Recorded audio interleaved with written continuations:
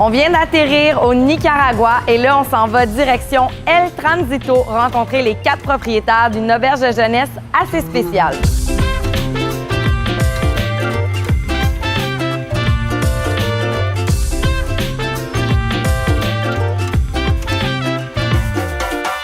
Je suis venue à la rencontre de Carl, Vincent, Félix et Antoine, les sympathiques propriétaires du Free Spirit Hostel, une auberge de jeunesse ouverte à l'année au bord de l'océan Pacifique. Ils ont tout laissé derrière pour bâtir leur nouvelle vie ici, mais je suis curieuse de comprendre comment ils font pour continuer à voyager tout en gérant l'auberge. C'est un peu ce qui fait la beauté d'être 4 dans l'entreprise, c'est que on est capable d'être 3 parties si on veut, puis un qui tient le fort, puis les 3 autres peuvent être sur 3 continents différents à découvrir le monde puis à voyager. On a parti ça parce qu'on aimait voyager, mais on a parti ça parce qu'on peut continuer à voyager. C'est des voyages, on est capable à cause qu'on vit au Nicaragua avec un mode de vie de base. On n'a pas d'excès, on dépense pas des fortunes. Donc, l'argent qu'on est capable de mettre de côté, bien, quand tu décides de te prendre des vacances, bien, tu es capable d'en profiter. Quels sont les avantages associés à votre mode de vie? Moi, les avantages, honnêtement, même si on travaille beaucoup, il n'y a pas une minute que je me dis pas que j'ai du fun et que je suis en train de vivre ma vie à 100 %. Ce matin, je me suis levé à 6 h, je suis allé surfer. Je suis ressorti de là à 8 h, je suis allé déjeuner. À 8 h 30, je suis revenu dans l'eau, puis jusqu'à 10 h 30. C'est un peu la qualité de vie que je voulais me donner, être capable de pouvoir faire les activités que je veux, un peu quand que je veux. Pour moi, c'est le plus beau cadeau que je peux me faire à moi-même. Je suis loin d'être une experte en surf, mais impossible de passer à côté des belles vagues parfaites en face de l'auberge. Et en plus, j'ai droit à un cours privé avec Félix. Tu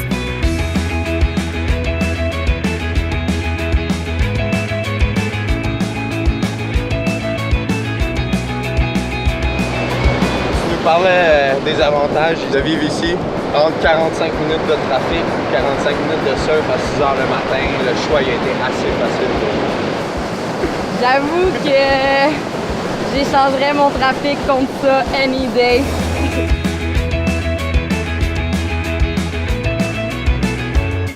OK, Eb, on t'a montré le Free Spirit, on t'a montré notre beach. Maintenant, on va partir en road trip au Nika, un peu partout, que ce soit des volcans, des cratères, aller se baigner, sauter des cliffs. On va te faire vraiment apprécier le Nika comme nous, on le voit tous les jours. Yeah, let's do it! On y va!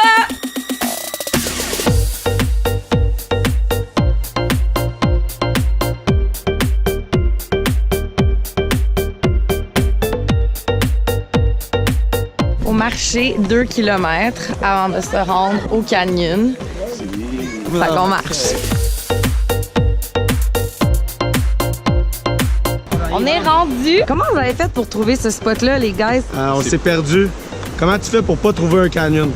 Faut que ça soit vraiment perdu. Soit Nika. Il faut que tu sois nickel. Ça commence! Le courant est fort!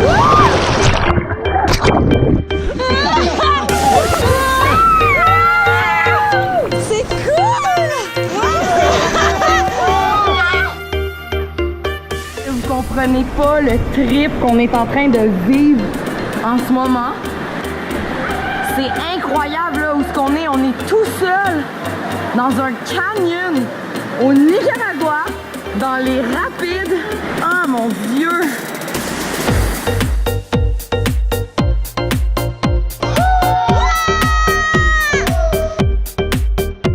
Les autres ils font des backflips. Moi, je suis mollo. Tranquiles. Tranquilo! Je me fais corriger mon espagnol.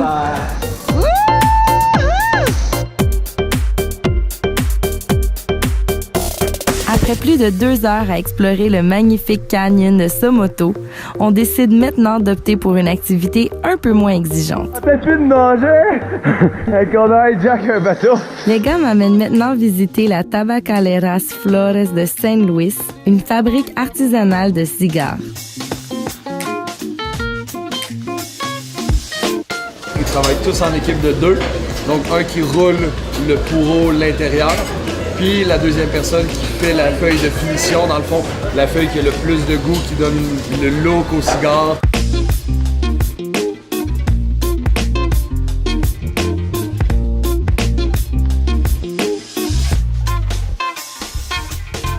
Félix et Antoine. Vous avez un tatou qui dit RIP 9 to 5, right? Ouais. Pouvez-vous m'expliquer la signification de votre magnifique tatou? Dans le fond, c'est plus un commitment du saut qu'on a fait dans la vie, de genre se détacher de la routine, puis d'enterrer l'espèce d'idée préconçue de la société qu'on a, d'essayer de se trouver une routine, travailler 9 à 5 dans des travails de bureau, puis sortir de cette routine-là, puis d'aller explorer, trouver de quoi de nouveau, puis de vivre l'aventure.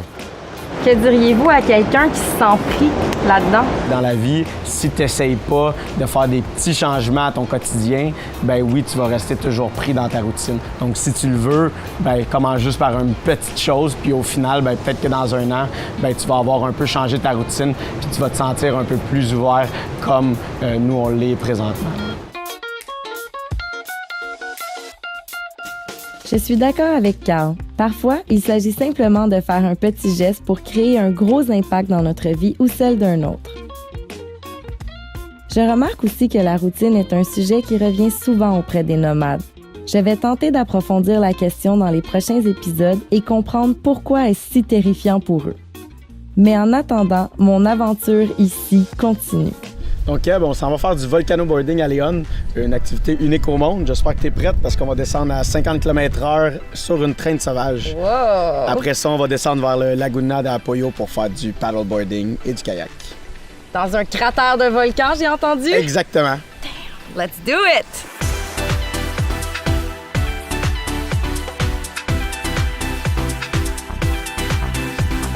On vient d'arriver au parc national Cerro Negro, qui veut dire montagne noire. Il porte très bien son nom d'ailleurs. On a environ 1 heure de montée à faire et on va descendre ensuite avec les luges.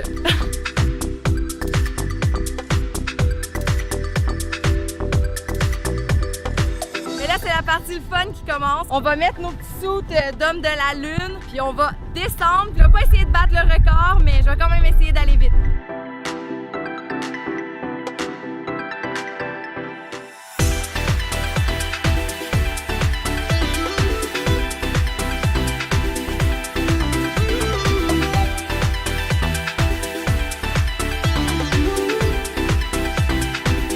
Ça y est, je peux maintenant dire que j'ai fait de la luge sur un volcan.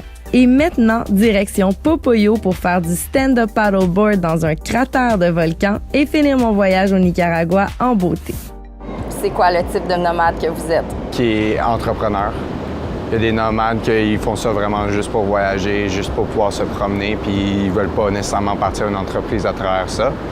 Nous, je pense qu'on est plus dans la branche entrepreneuriale. On s'est parti en business puis on veut agrandir notre business. Fait qu'il faut que ça soit un nomade qui soit prêt à investir sa vie au complet et non faire 6 mois ici, aller refiler les coffres au Québec puis repartir un autre 6 mois puis faire du vice-versa. Nous, c'est notre maison, c'est where beer is cold puis où il y a nos 3 frères puis ça reste ça. Qu'est-ce que ça prend pour être un nomade entrepreneur?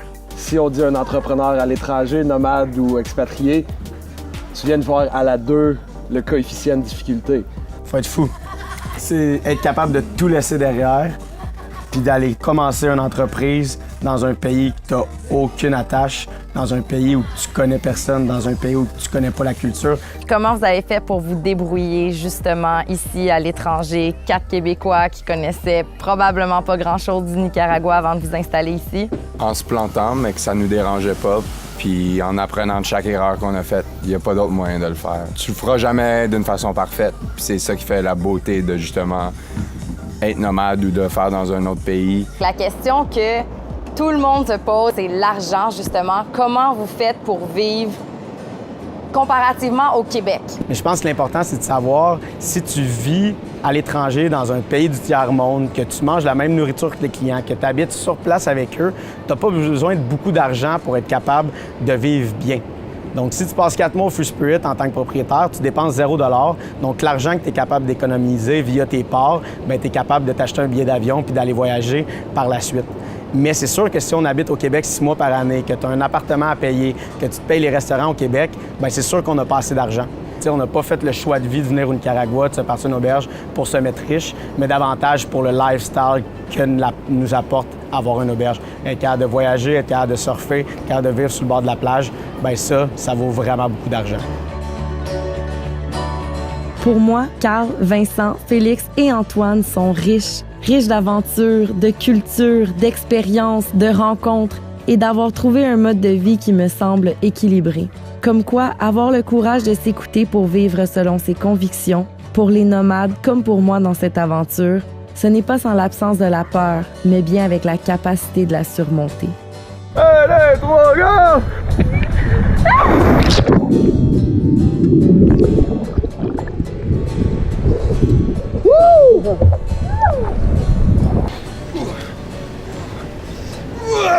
Ça, c'est des abs, ça, Vincent. Ah, on pourrait venir s'entraîner sur le top du char. Ça serait-tu mal, pas à peu près, en roulant? En roulant. En roulant! OK, donc, petite intervention behind the scene. Habituellement, quand je voyage pour le plaisir, On amène un couleur plein de bière. et un pack-sac de 40 litres seulement. Mais là, voyager en tournage avec une équipe de production, mais ça ressemble à ça. Un petit peu plus complexe.